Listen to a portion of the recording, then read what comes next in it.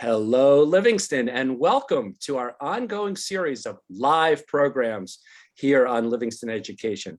I'm Mike Raymer, and with me today are two very special guests from our town's community newspaper, the West Essex Tribune, Cone Chciuk, the town's publisher, and Michael Izzo, the editor of the Tribune. Welcome, Jenny and Michael. How are you doing today? Great, thank you. Thanks for having us.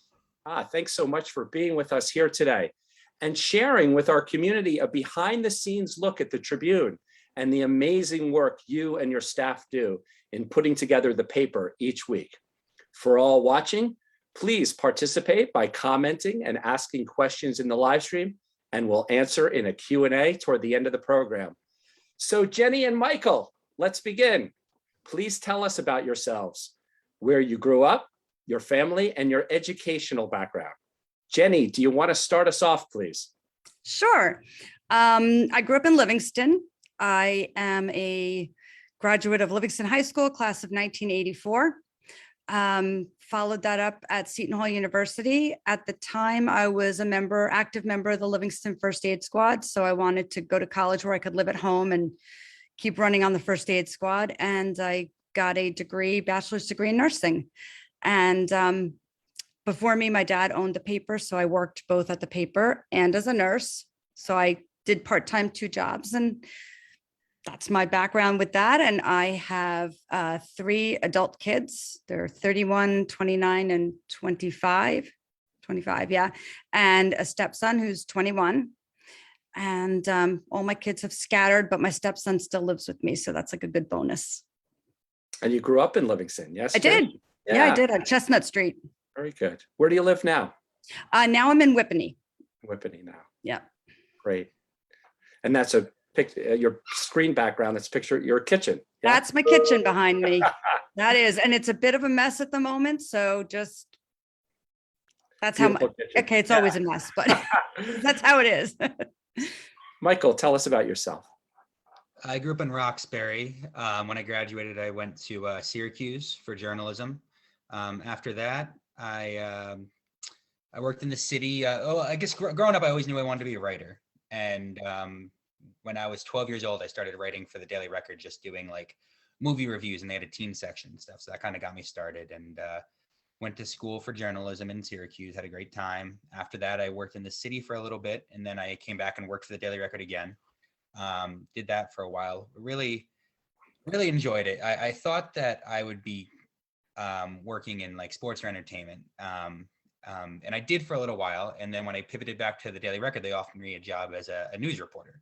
And I just wasn't sure how I was going to enjoy doing that. You know, it's not what I envisioned myself doing, but I thought, give it a shot. And I did. And I absolutely fell in love with it. Like no day is ever the same. You could have the worst day of your life, but then the next day is one of the most exciting days of your life. And I really enjoyed doing that. Eventually started working for the Bergen Record as well. And about 4 years ago this week, started at the West Essex Tribune as the editor. 5th editor? Is it my 5th editor? Is that 5th editor in the history of the paper. 93 years. And it's been great. I still get to do a lot of writing. I write, I have a column. I cover usually the town council meetings, sometimes other meetings. I still write features. I do all the editorials in the opinion section. But I'm also, in charge of the editorial of the paper now. So that entails a lot of different things that maybe we'll get into later. But it's I still get to write, and I get to have a lot more responsibility too. And I've really fallen in love with the town in the past 4 years. Fantastic. And Michael, your family, you have your children. I live in Rockaway now, and I have a wife who I've been married to for 5 years. We've been together for 12, 13, and we have 2 twin boys who are about 19 months old. And they're like the cutest things you will ever see. They're just absolutely adorable. Yes, we enjoy it, Michael. Running around my feet about half an hour ago, but they're down now. Enjoy it. They'll grow up quickly. It's too fast. A time of life. So, and you mentioned you went to Syracuse, Michael. They have a terrific journalism school, huh? Yeah. Yeah, it was great. I went to started college in 2008, and that was right when the recession hit. I went specifically, they want you to find a focus within journalism. So I focused on magazine journalism, which really equates to long form journalism. And as I started that month, and I'm taking these magazine classes, and we're like studying these magazines, they're folding left and right. And I'm thinking to myself, I should have just been a teacher. Like I minored in I considered becoming a teacher. So it was interesting that way, but the classes were so fun that I never second guessed it too hard. And they do a good job there of they want you to try everything within the communications department. So I took advertising classes, I took PR classes, I took television, radio, film, broadcast, newspaper and magazine, and all these classes together really gave me a good sense of what's out there, and came away sticking on my journalism track. But I didn't leave thinking like I should have tried that. They let you try everything, and you can't do much better than that. I'm still paying for it, but Fantastic. So let's talk about the paper, West Essex Tribune. Yes. One Jen. little interruption. I just realized I mentioned all of my children and my stepson, but I didn't mention my husband, Patrick. Shout out. But I to have one of those too. Patrick's watching. Shout out. He's sitting in the next room. He's probably going, nice. Oh, why? He says he was. Yeah. So, okay, moving on. Okay. Yes, moving. So let's talk about the history of the paper. Jenny, you could give us a good background. Sure. You could. The paper was founded in 1929 by a guy named Herbert Harris. He owned the paper. His brother worked there. There was some kind of association with a third person that nobody's really sure anymore exactly what happened there, but they had the paper for about 10 years, and they were at a wedding, and they met a guy named Bill Kleber, who was from Livingston, and they got to talking, and they said, we're kind of not really feeling the newspaper thing anymore. And Bill bought the paper for them in a handshake deal at the wedding for $500. And he ran the paper. He was the editor and publisher of the paper up until 1980. In the 1960s, my dad, Kit Cone, went to work for Bill, and he worked for him up until Bill retired. And then my dad bought the business from him. And that was 1980. I started at the paper in 1982 when I was a sophomore in high school. I would walk down from Livingston High School to the office, and I did all the darkrooming back in those days. I have this whole set of darkroom skills that are completely obsolete now. But then when my dad retired in 2002, I bought the paper from him. So I was at the time working as a nurse, more of the hours and just part-time at the paper. But at the time I was divorced. I had 3 small children. Bless you, Michael. And my dad said, you're kind of like killing yourself, running yourself ragged with all these jobs. So maybe you want to just take over the paper. And I thought, oh, I guess I could do that. And so I did. And he taught me everything I needed to know. And here I am. Fantastic. And the location, the building, it's right next to ShopRite, for those that may not know, right on Livingston Ave. Right. Has it always been there, Jenny? Or when did you move to that building? It used to be in a building on the corner of Irving Avenue, which that building for a while housed Weichert Realtors. I don't remember exactly what's there right now, but we were there for a while. And then we were up on Oakner Parkway for many, many years. And there was a print shop behind us, which was Tribune Publishing or Tribune Printing. And that we weren't related to them in any way. We just used the same name, but the print shop we printed at was right behind us. So we would just walk everything back there. And then in 1980, when my dad bought the paper, he moved to the building that we're in now next to ShopRite. He wanted to be in the center of town where people could walk to us. When people were going to ShopRite, we were right there if they wanted to stop in for something. So, and that's still one of the best things about our location is the foot traffic.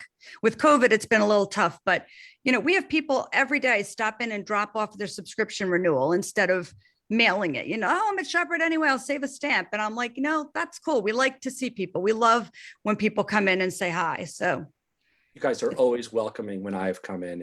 We love it. We love it. Nice vibe. Why was it called West Essex Tribune? Of course, it's Livingston's paper, right? Right. I guess it was named way back Yeah, when it started, it was named the West Essex Tribune because it covered all of the western part of Essex County.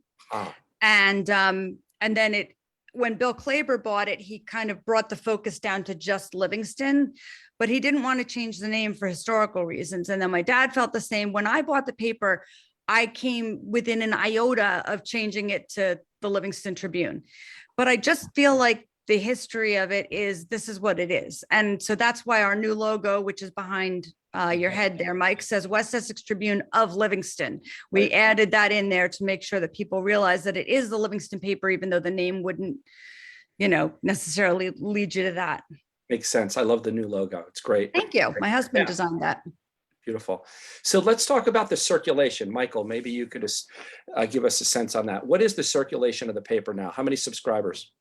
I was going to say, actually, that's me. Oh, that's you? Okay. I wanted to vary the conversation, but yeah. That's whichever. one of my many miscellaneous duties, is that I'm Okay. also the circulation manager, which is a All right. thankless job because nobody calls you to say, hey, you know what? I get my paper every week, just like I'm supposed to. Thank you. They only call to yell at you because their paper didn't come. Which, by the way, if your paper doesn't come, call us, we deliver. We hand deliver because the post office very often misses houses. We will bring it to you. Yeah, but our circulation right now is around 5,000. We really would love to get it back up over 6,000.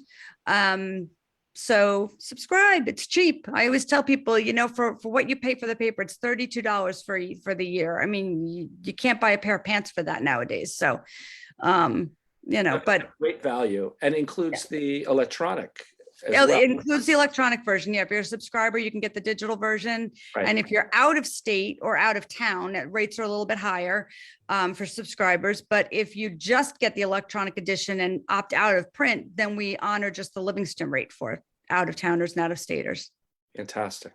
And there are certain times of the year, certain papers that go town-wide, right? Even if you're not. How many times a year? When are they approximately? Give us a. I could tell you exactly. It's 4 times a year: first week of March, second week of June, third week of August, and 1 week before Thanksgiving. We do townwide editions, and they're twofold. They're for people who don't get the paper to get an idea of what we do, and we try to showcase a little of everything that we do in there. Certainly, our papers are not that large every week. Those are usually like 36, 40-page papers, but it gives us room to say, hey, look, we do these feature stories and we do stories on the military personnel in town and stuff like that. And it's also for advertisers to really be able to get their message out to everybody in town all in one shot. Right. So you said about 5,000 subscribers, but what's the total print that you would do on a week? Because they're selling stores as well. So right, we print about 600 more than we need, and we put those there at newsstands around town. We always have them in the office. We keep copies in the office for up to a year. Yeah. So very good. So let's talk about your jobs. Jenny, you're the publisher. Michael, you're the editor. And we'll talk also about your staff. But Michael, as editor, and you were talking a bit about it in your intro, but give us a little bit of a deeper dive on your day-to-day responsibilities. Sure. So, if you want to break it down, everything that's in the paper is either editorial or advertising, and I'm in charge of all the editorial. So, my title here is the editor. At other places, it might be editor in chief. I run the editorial side of the paper, which encompasses everything that you might imagine. But I do a lot of writing because we don't have we're not the New York Times as far as the staff goes. We have a slightly smaller footprint. So I do a lot of writing. I also edit it. There's nothing that goes in the paper besides ads that doesn't go past my desk first, that I don't take a pass at. So that's a big part of things too. And then, back in the before times, I was physically attending more events and meetings. Now I'm still attending some events, but there's a lot more online. But just going out there and covering, and that's the main part. Those three things, writing things, covering and reporting things, and editing things. But there's so many little odds and ends that if we just sat here for an hour, I would say, well, of course I do this too. And let's not forget that. And, sometimes that's as simple as if you call the West Essex Tribune, there's one main line and anyone can pick that up. And after the paper goes out to print on Wednesdays, it gets on doorsteps on Thursdays. It's a much smaller staff on the back end of the week. So I'm much more likely to be playing receptionist at that time of the week as well. And you're also writing the opinion op-eds, right? If that, Yeah, yep. in that section of the paper, which I like to read. I really look forward to that every week. Yeah, I take I feel like I have a lot of responsibility. Like I take responsibility for everything that goes through the paper. Like if someone calls for a mistake, I don't say, oh, well, that was that writer. That writer made a mistake. You know, I went past my desk. It's my fault. Talk to me. But I do take as much. I take as much care in writing those opinion pieces as anything. I take a lot of pride in it. I really try to make sure that's the thing. If I could help it, sometimes you can't help it. Sometimes I'm reacting to things that don't happen till later in the week. But I try to get that thing done first so I can kind of think about it for a few days, take my time with it, not rushing it on a Tuesday. Sometimes you can't help that, but Sure. if I can. So Jenny, as publisher, what your overall responsibilities? You're running the paper as the yeah. It's kind of bizarre because my job, since I've been there since I was 14 years old, I've been there for 41 years. I'm 55 now. So my job's kind of evolved, and there's bits and pieces of my jobs that I do that has nothing to do with what a normal publisher would do. I do all the circulation. I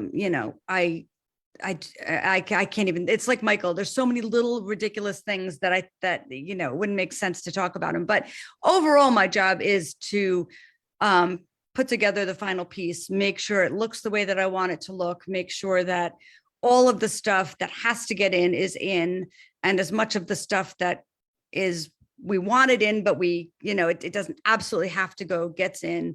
I deal with the kind of the business end of it and the financial end of it and keeping all of that, copacetic. So, but mostly what I do on a day-to-day basis, I also run the advertising department. So I sell advertising. My dad and Bill Klaber before him both ran the business as a publisher editor. So they were both on the writing side of it, and I'm on the advertising side of it.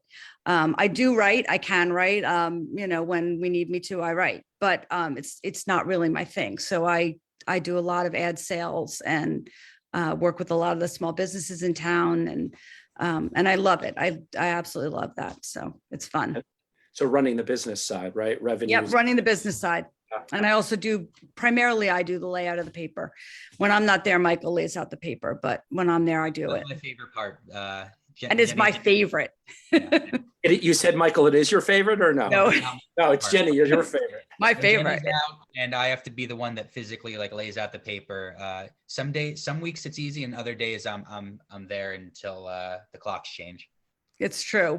It is. Those of us who are not in the newspaper business, at least I always think about all these stories are coming in. It's a piece of art in the end, right? You're fitting in. It is, right? Certain art, yep. And that's what you mean by the layout, right? Yeah, it's a combination of art and a jigsaw puzzle. Right. So. Good analogy, jigsaw. So tell us about your staff at the Tribune, either or Jenny or Michael.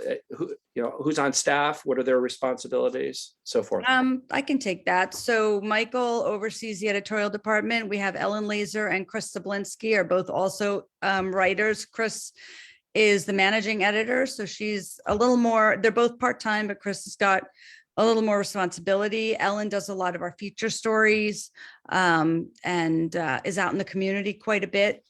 So the three of them comprise the editorial department. Ellen Hart's our business manager, and she does all of our bookkeeping and all of that stuff. The advertising department is just two of us. It's me and Gary DeYoung, who has been in advertising his whole life. He's wonderful.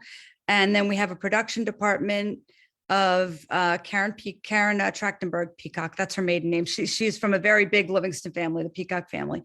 Karen Trachtenberg, she is our production manager.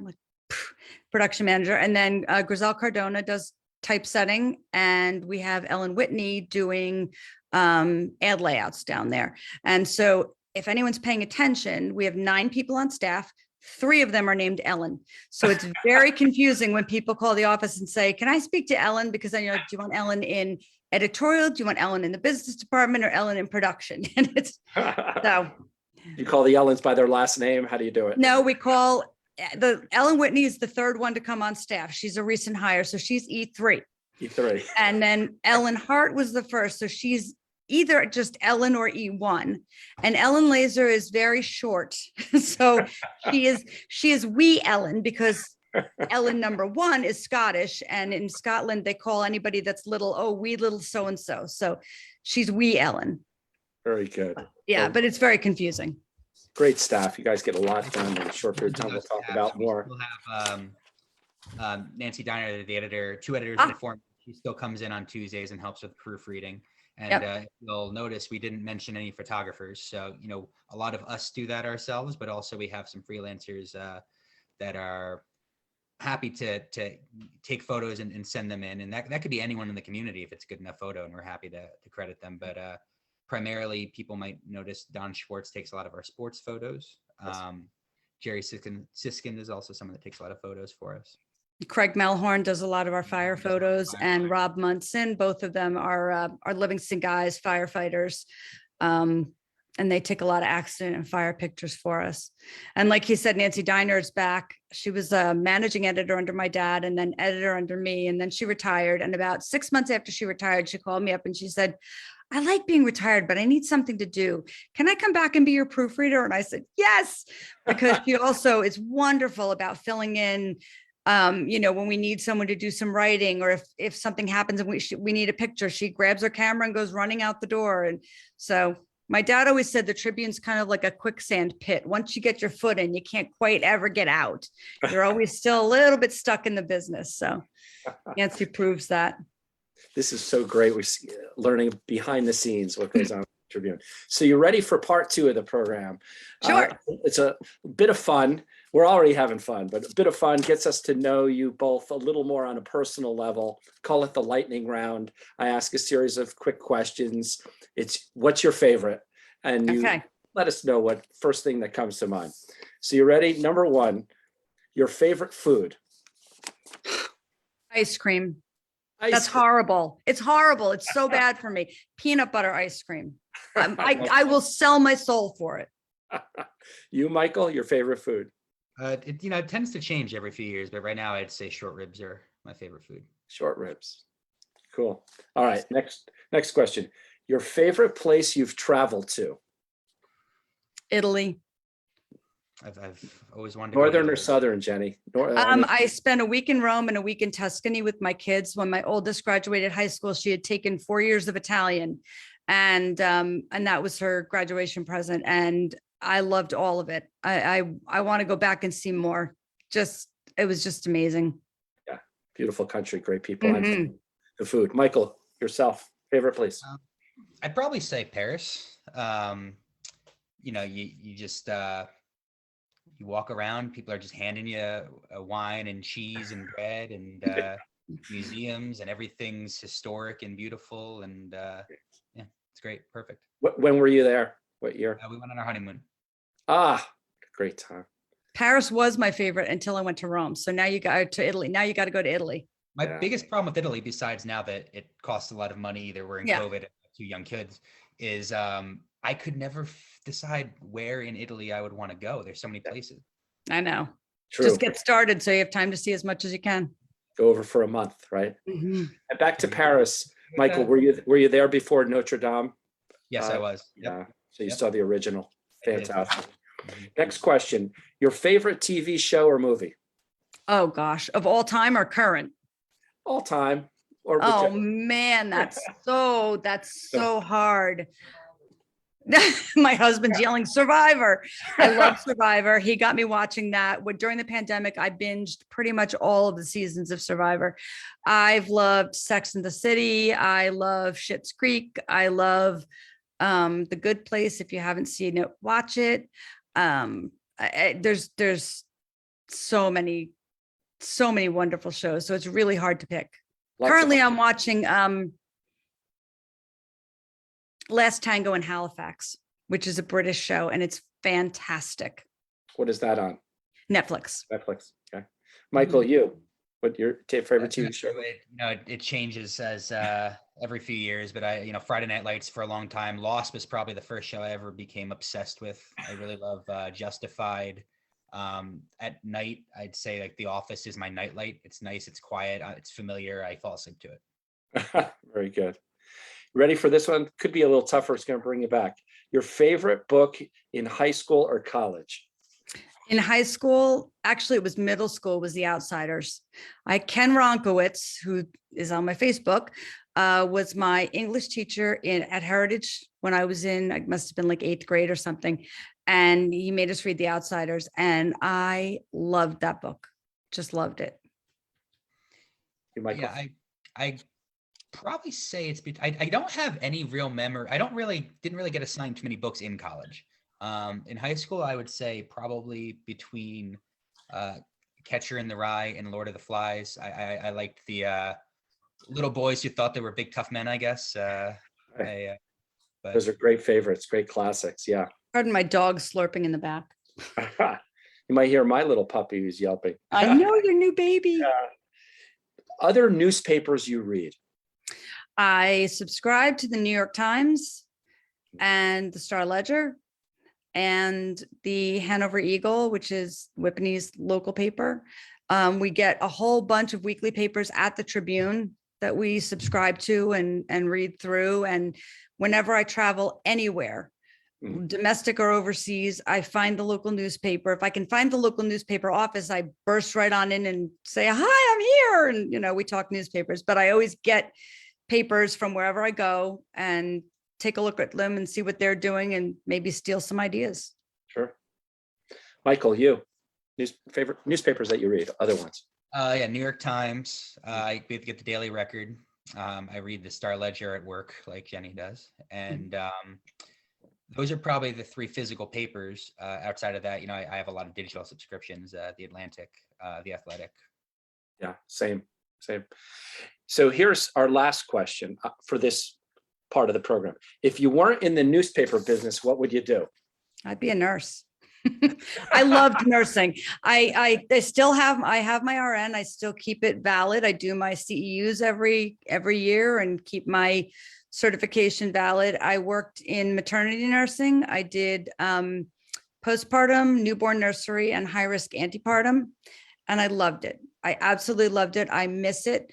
Unfortunately, I've had horrible back problems. I had back surgery a few years ago, so I don't know that I could actually go back to being a floor nurse, but I would love to use that scientific part of my brain. Like the paper is kind of like the creative part of my brain. And then the nursing was my scientific brain. And I miss using that part of my brain. So I would probably go back to doing that. Michael, yourself, what would you do besides media as a career? Yeah, I was going to say, I really enjoyed when I used to get paid to write movie reviews and even get paid to do a couple games on the Yankees beat, stuff like that. But if we're outside of news media, I genuinely was considering going into teaching very hard, especially, a couple, maybe like 10 years ago, I really flirted with, I can't even remember. Is it the praxis that gets you? Praxis, yeah. Yeah. I did a lot of substitute teaching. I have a minor in education. My mother's a teacher. What age kids would you think? High school or earlier? I think it'd be high school. Yeah. High school kids. High school English teacher. Very nice. I think you'd be a great teacher. Please don't leave us, but I think you'd be a great teacher. Interesting that you say that, Michael. Off screen, my mom was a former teacher. She thought I'd be a good teacher too, but that's for another time, another place. So moving on to the next part of the program, pulling out this issue of the Tribune, right? Some questions. Yay. Yeah. Some questions that I have and maybe many others might have about how you put together the paper and the process, but also articles and so forth. So on this, the front page of this issue, there's an article about goings on with the town council. There's an article about education, right? There's an article about student honors, and then the storm drops 5 inches of snow. So question for you, maybe many have asked you or had thought of, how do you decide what articles go where? So for example, what makes the first page? Okay. I think just big picture generally, I know my goal for the front page is that anyone can pick up a copy of the paper and that is a snapshot of the week that was. Not maybe the most important, but you look at that front page and you get a sense of what happened in Livingston that week. And it's not all there's a lot of hard news on it. Like there's meetings, there's if there was major weather like the snowstorm, that gets on the front page, and a lot of the past few years, COVID obviously. But we also want to highlight the good things too. If there was an Eagle Scout, that's almost always going to get on the front page. There's one on the front page this week. Tomorrow's paper, there's an Eagle Scout on the front page. Yeah, that's quite an honor. That's tremendous. It's amazing. To rise to an Eagle Scout. And the Girl Scout Gold Award is equivalent. Both of my daughters have the Gold Award, and we put those on the front page too when they get sent in. Michael and I really collaborate on the front page.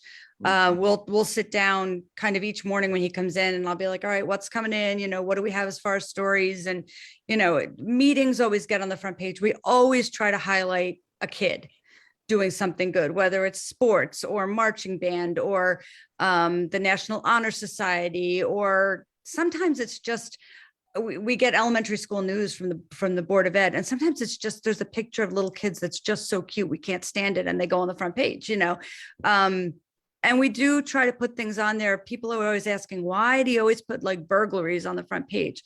Well, because we want you to know if your neighborhood's being targeted. We used to put the exact address. We don't anymore. We just put the street name, because we don't want any particular person feeling targeted. But that kind of thing, we want people to know if your neighborhood's being targeted, you should know. We don't understand why people are still not locking their cars. Why are people still leaving their fobs in their cars? Don't even get me started, because we have them every week. Take your fob out of your car, lock your car.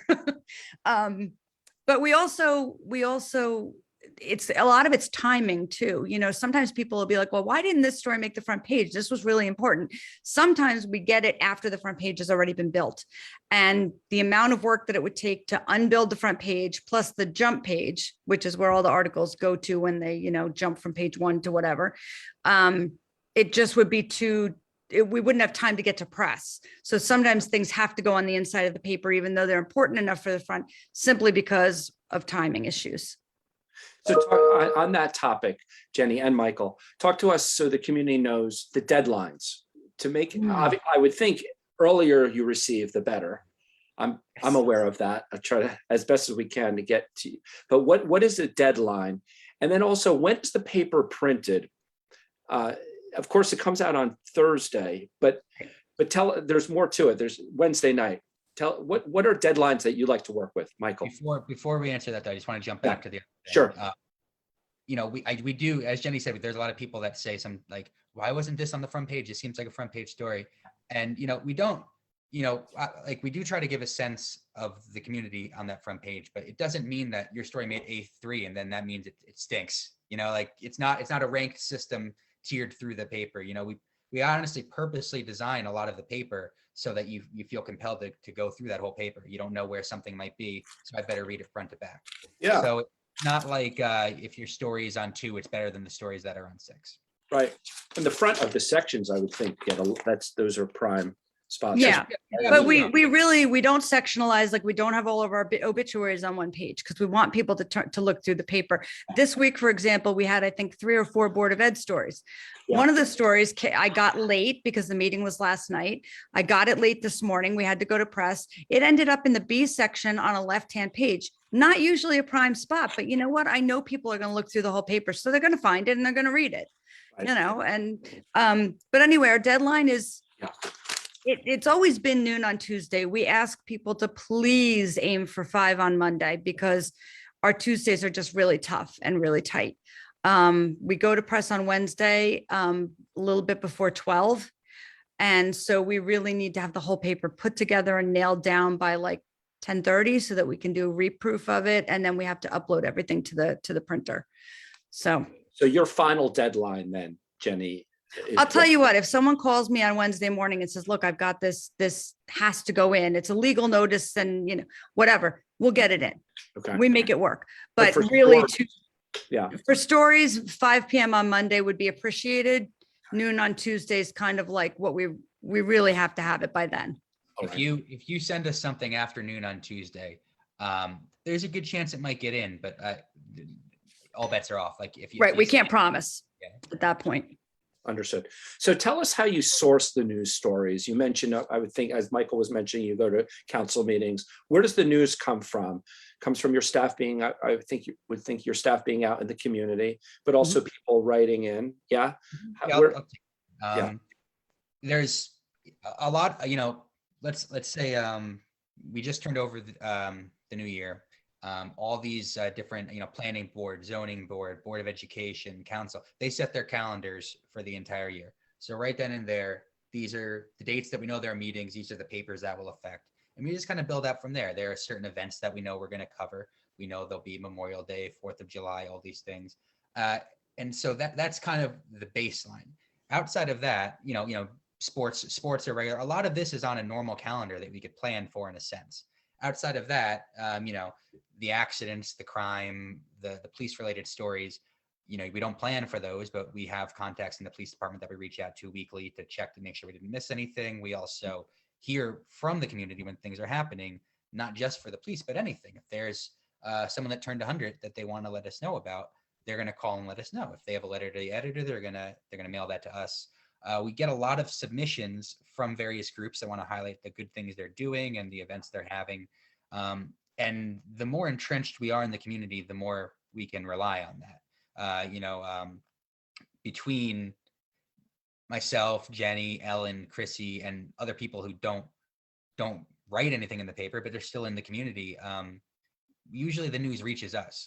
But at the end of the day, don't count on it reaching us. If you have news to share it.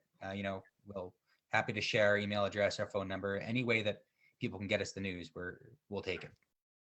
So for example, Michael, say a student in the schools had an achievement or an accomplishment or an honor that their child has received. That could be newsworthy. Yes. Jenny was talking about Eagle Scout. Sometimes the parent will send that to us. Sometimes the student will send that to us. Sometimes the school or their teacher will send that to us.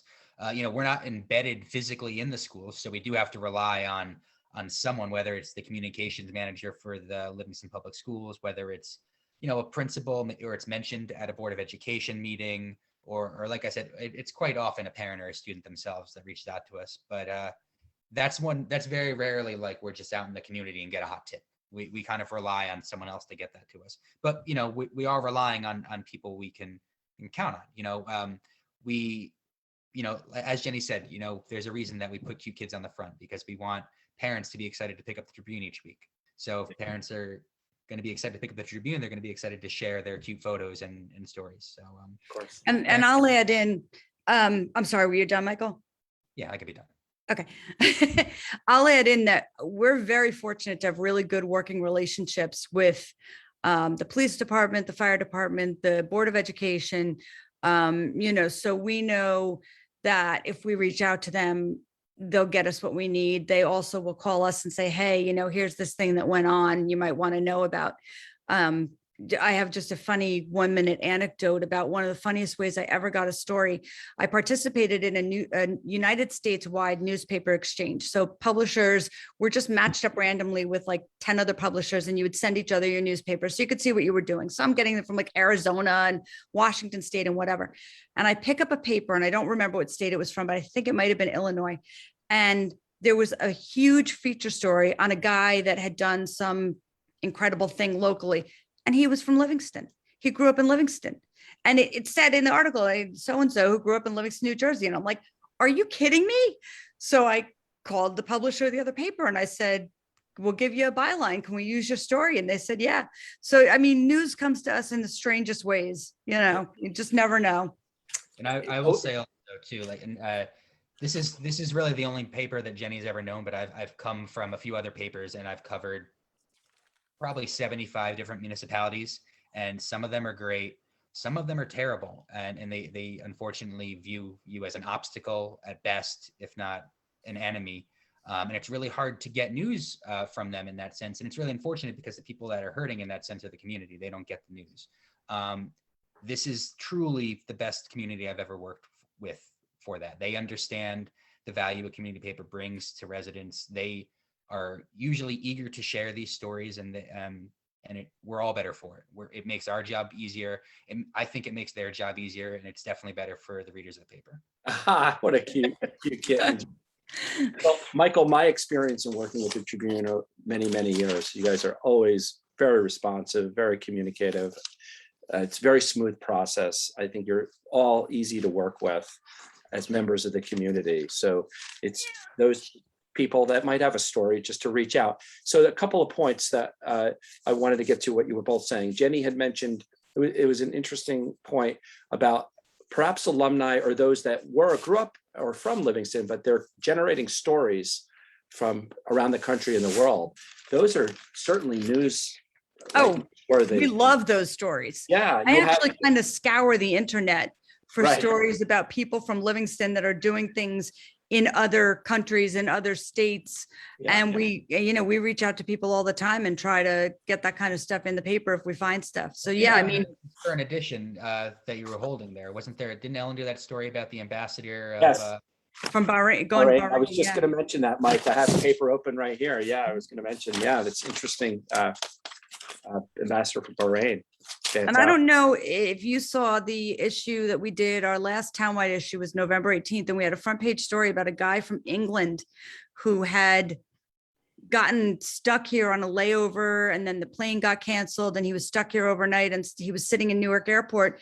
And a guy from Livingston said, come home with us, with me and my wife, and we'll, feed you and you can sleep in a bed and we'll bring you back to the airport in the morning. And he's trying to find that family. And so far, no one's stepped up. But I mean, he just reached out to us and said, would you do a story on this? We're like, yeah, we'll do a story on that. Anything it has to do with Livingston.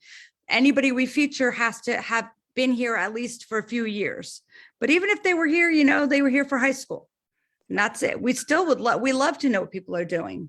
Sure. We're storytellers, really, Yeah. And then the point Michael was making as well, you were really describing as people, residents and community members who feel that their stories are relevant and they want to submit them. And I was going to touch base on this a little later. We'll do it again. But how would they submit to you? What's the best way to do it, Michael?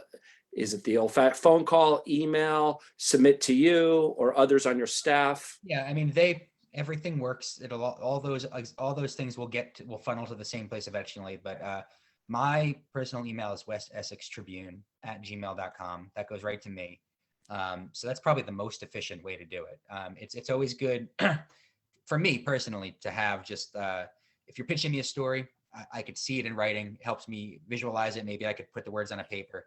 And if you have photos, you could send them along. Good old-fashioned phone call works too. That a lot of times ends with me saying, this was a great phone call. Now, if you could email me what we just talked about. But both of those ways are probably the easiest ways. The phone number is 973-992-1771. And we all have emails, but West Essex Tribune @gmail.com is probably the most efficient one. Great. Talk to us a little bit about the actual production of the paper. We talked a little bit about the front page, and Jenny, you said it's like a jigsaw puzzle. But so if the deadline, you said by Tuesday noon is really what you'd like, or even before, right? Monday prior. What the production piece? I mean, you're again, piece of artwork you're creating. This is paper. So you're laying it out? Is it on a computer? Yeah. We were actually a holdout in doing manual production where we laid it out on big broadsheets, and we did that until 2008 when most people had given that up long before, but that's really a lost art form. Now we do it on the computer. We use Adobe InDesign. I'm so sorry, excuse me 1 second. Pat, could you let the dog out? My dog is standing over here at the door like, let me out. So we do it in Adobe InDesign, and basically we took the way we used to do it and we moved it to a digital way. So Michael will write a story, he'll print it out, it gets proofread. The story, once it's proofread, he corrects it, and then the story comes into my office on a piece of paper. So once I've put that piece of paper, I've used those words and put them on a page, I cross that page out and I move it aside. so that I know that it's in and I don't have to, worry about, oh, did everything get in? I can just look and see if it's crossed out, it's been in the paper. So we just kind of like everything shuffles down to my office and then I make the pages with what I get from the editorial department. And it goes to print exactly when, Jenny, because I've seen the paper, hard copy, the paper can be in stores on Wednesday night. Wednesday night, it always is. Yeah, it should be Yeah. anyway. It goes to print usually around noon. We try to get it in a little earlier if we can, but if not, they'll take it and it gets delivered to newsstands. We have a gentleman that takes a truck and delivers everything to the newsstands and drops off at our office on Wednesday night. So noon by Wednesday, it's printed. Yep. Yeah. Yep. It takes 7 minutes to print our paper. Amazing. 7 minutes on a digital press. Is that crazy? Jenny, yeah, it is crazy. Wow, it's fast. And you said what, 5,000 subscribers and an extra 600. So you're printing that many that fast.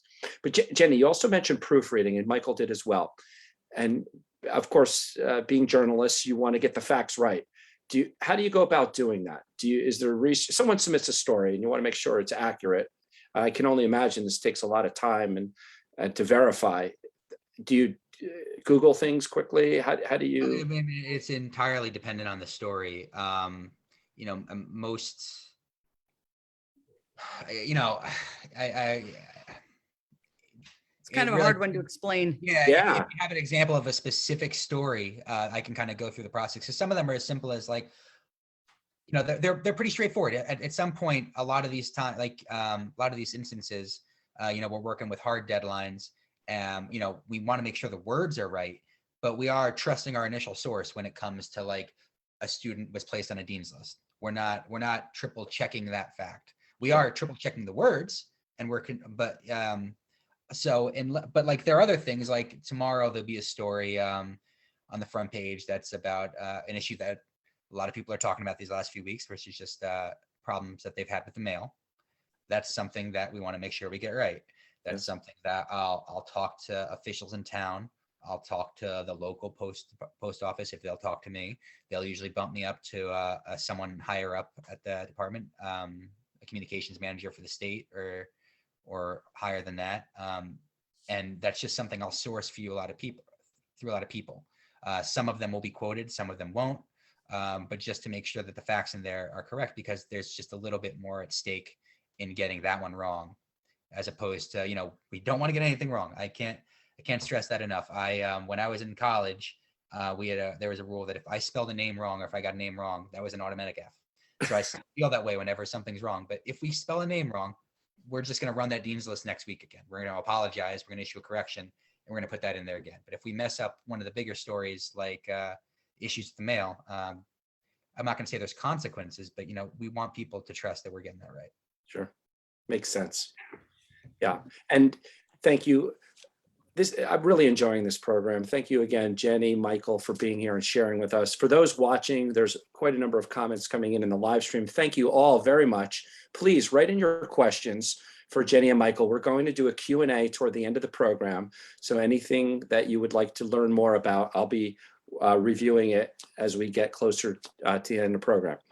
So let's talk about, Michael, Jenny, a little bit of the business side, if we could, the financials, advertising. Okay. Just to give a sense, sorry to cut you off, No, you're fine. Yeah, so give a sense of pricing. I'm sure there price. So for example, a quarter page, right? Just to say significant size ad.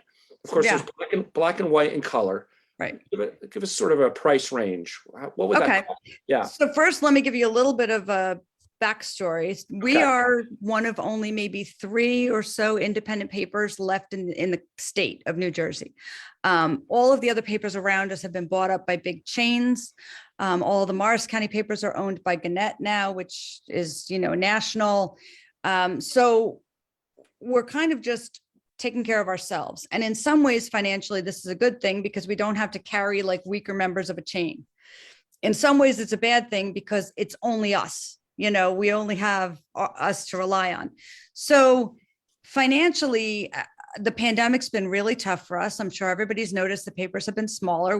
The paper size is based on the amount of advertising that we have. If we don't have a lot of ads, we have a smaller paper. When we have a lot of ads, we have a bigger paper. We aim for about 40 to 50% advertising. It used to be 60% back in the day. That said, so our pricing is actually lower than most of the papers around us. And we keep it that way because we want the mom and pop businesses to be able to run ads. A quarter page ad, if you're going to do just a one-time ad, is about $500. If you add color, it's another $50. But if you say, hey, I'm going to run a quarter page every week for a month, for a year, well, you're going to get a significant discount. Once a month for a year, you're going to get a significant discount. So there's discounts built in for frequency. So most of our advertisers do take advantage of that. They come back to us and say, hey, this worked for me. I'm going to try to run it like every other week or whatever. And then we can build in discounts and make it even more affordable. We would love to be able to be philanthropic and kind of just give it all away, but it's a business. The newspaper is a business, and without the advertising dollars and subscriber dollars for subscriptions, we wouldn't stay alive. So I think, did that answer what you were asking? Yes, very much. And if anyone has any specific questions about advertising and the different plans that you have, you said you head up advertising, and Yep. the other person is Gary DeYoung, and they can reach either of us.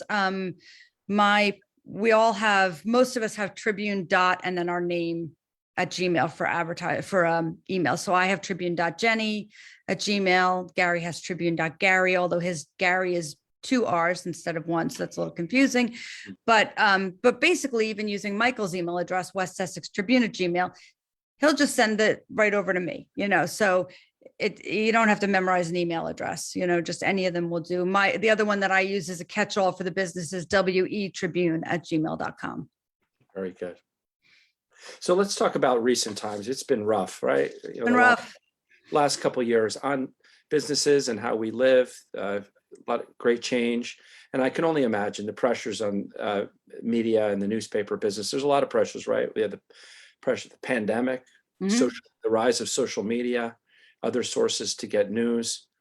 How is it? What challenges are you seeing? I know I said a mouthful there. It's been tough. Yes. Yeah.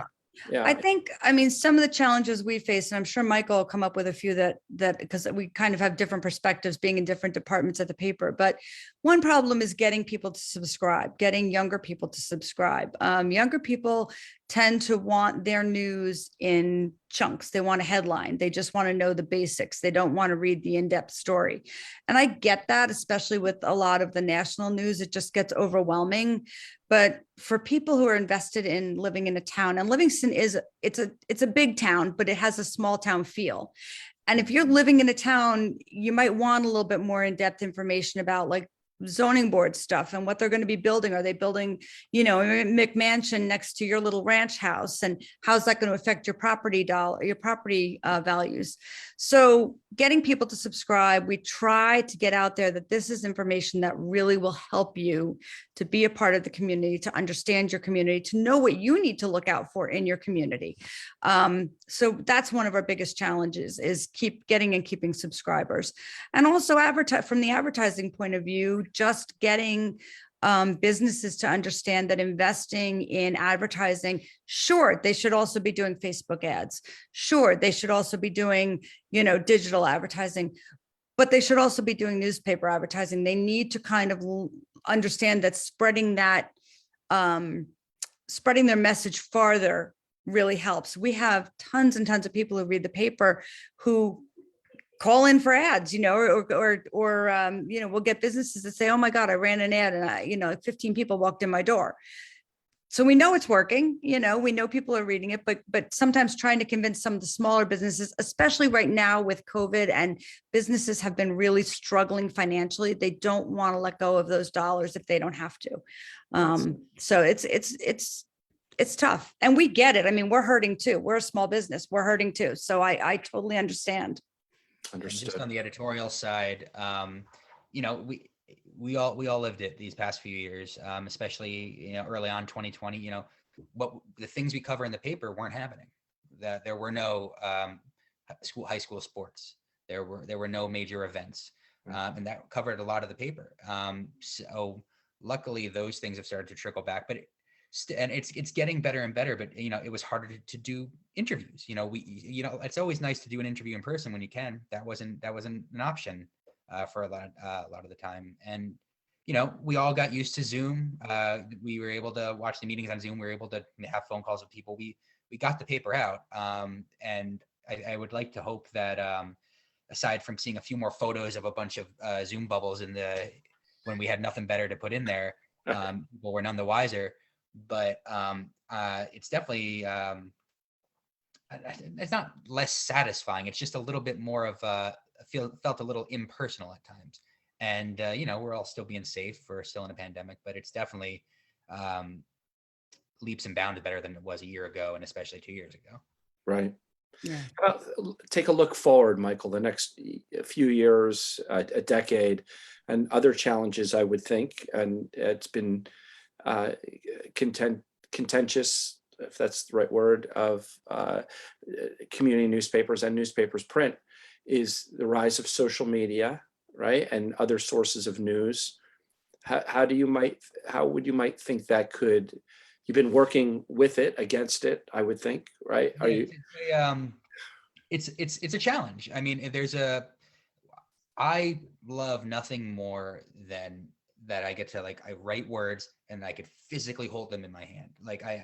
It's the coolest thing. And writing is writing. I'm proud of my writing wherever it is, but having it physically printed out is just the best thing. And I'm so happy that this town still values that, because it's rare. And I'm not naive. I understand that that's not going to be like that forever. I think eventually newspapers are going to be like records. You get them partially for the novelty, partially because you prefer it, but it's not essential to have it that way. But we're trying to keep it this way for as long as we can, because we think it's in its best form in this way for the community. And frankly, it's what keeps us afloat, because it's not as simple as us all just transitioning to digital and everything's the same, because frankly, ads aren't worth as much on Monetizing digital is very difficult. If we focus more on social and digital, and we have a pretty robust Facebook page, and we're happy to do that. We're not living in the Stone Age, but the business model that works for us, we're happy that it does. But the business model that works for us is going the paper first. Hopefully, I'm with you, Michael. I'm old school. I love to hold a paper in my hand. Yeah. I'm with you on that.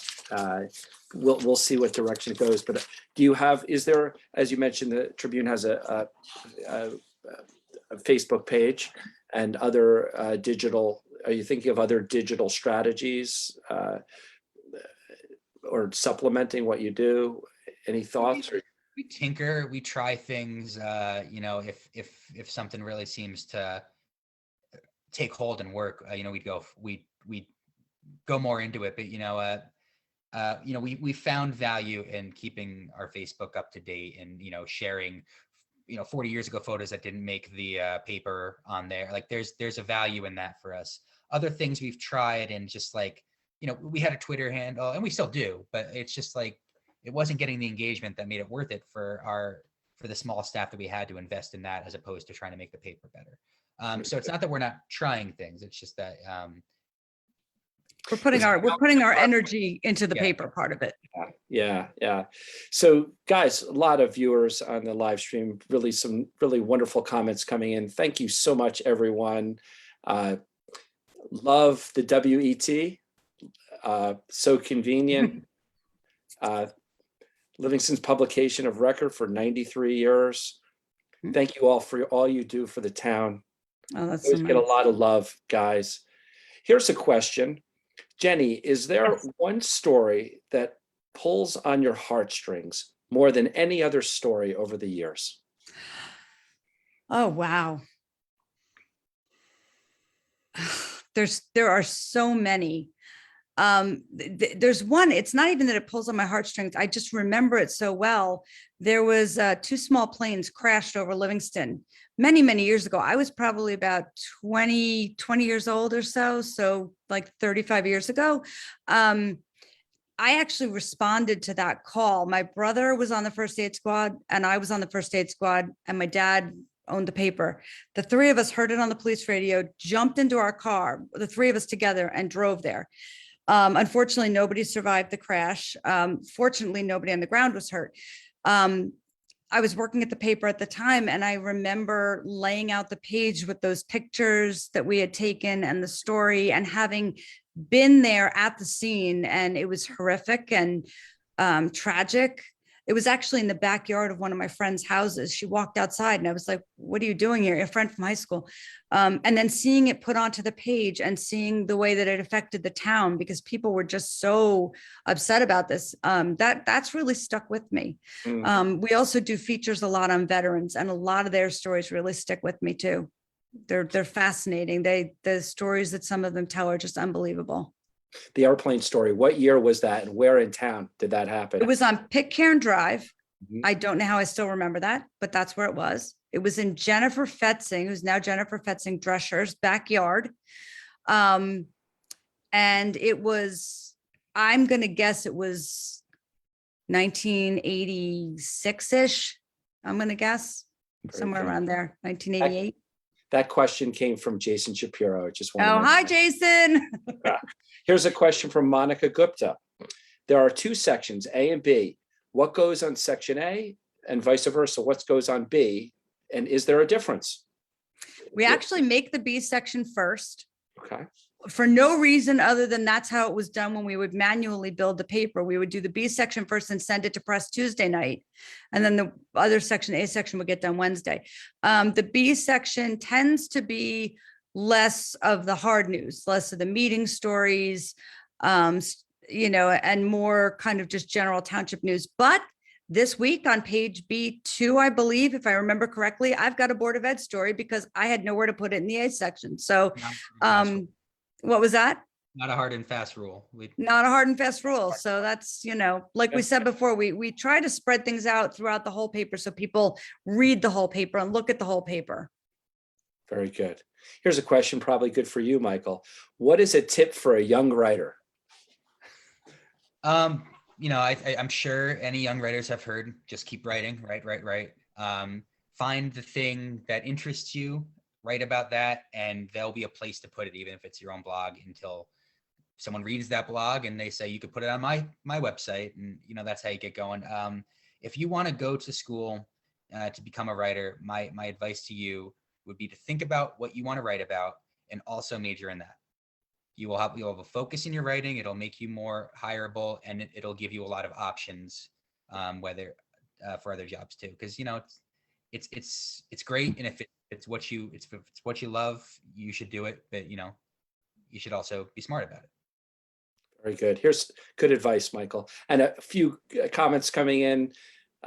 Lynn and others. We love Ellen Laser.